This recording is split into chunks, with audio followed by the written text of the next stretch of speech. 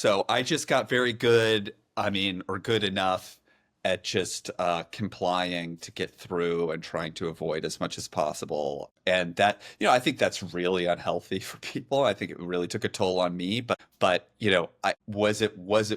it have been worth it for me to take a bigger risk? I mean, I took a risk at one point in my training. We were in a group supervision and I was the only white male trainee. And one of the therapists, a woman of color, said that she hated her patient, not because of anything he said or did, but simply because he was a white male. And the response in the room was, "We totally understand why you'd feel that way, and you're brave and courageous for saying this." That's obviously how they're going to feel, because that was the subtext of every training on race and gender that we'd had for the whole program.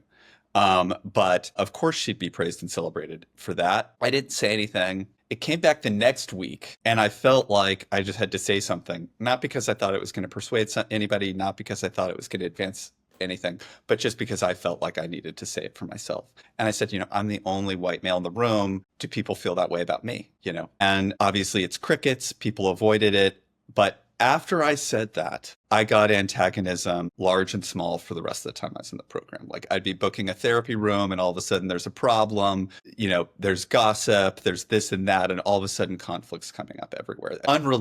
Supposedly unrelated conflict is all of a sudden, that I never had before, is all of a sudden coming up. So, I don't regret saying that, because I think on some level in my heart, I felt like I needed to say that, even if it was high cost. But I totally understand why most people probably wouldn't want to say something in that context. And the toll was high. Like, by the end of my time, there had been enough of these unrelated incidents that every bridge with that organization was totally burned. And of course, the trainee who said that she hated her poor patient, who she continued to treat, by the way, but she was, promoted and given a faculty position.